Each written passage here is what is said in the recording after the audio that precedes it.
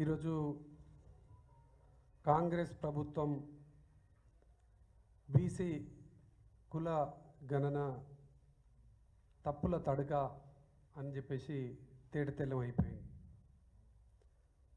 ఈ కాంగ్రెస్ ప్రభుత్వం బీహార్లో, కర్ణాటకలో ఏ విధంగా అయితే మోసం చేసిందో బీసీలకు, తెలంగాణలో కూడా బీసీలకు అన్యాయం చేసి మోసం చేసేటువంటి ఒక కుట్రకు తెరలేపుతున్నట్టుగా దీని ద్వారా అర్థమవుతూ ఉన్నది.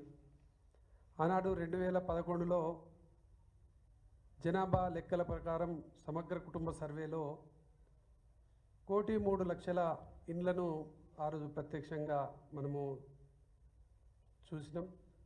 తర్వాత 3,68,00,000 జనాభా కూడా మనము చూసినాం. అప్పుడు 4 ఏళ్లలో 20 లక్షల ఇళ్ళు పెరిగినాయి.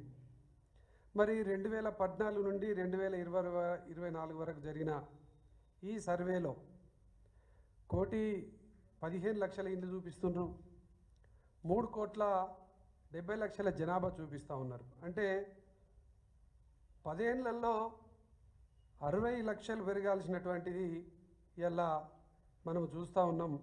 ఈ లెక్కలన్నీ కూడా తప్పుల తడక అని. అందుకోసమే ఇలా బీసీ వర్గాలన్నీ కూడా ఆందోళన చెందుతూ ఉన్నాయి.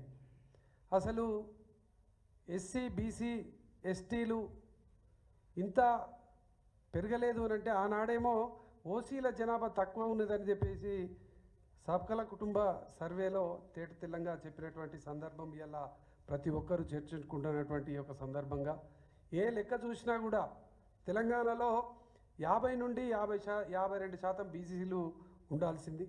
కానీ ఇలా 46.2% మాత్రమే చూపిస్తూ ఉన్నారు.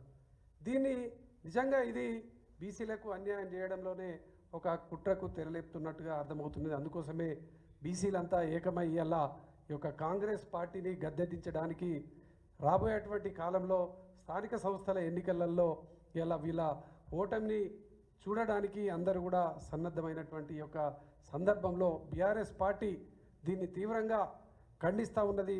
తప్పకుండా రేపటి స్థానిక సంస్థల ఎన్నికలలో బీసీ రిజర్వేషన్లను తప్పకుండా అమలు చేయాలి.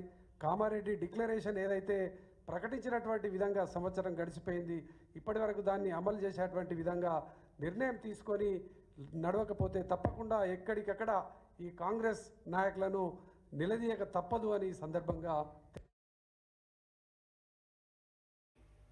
మాట్లాడాలని కోరుతా ఉన్నా.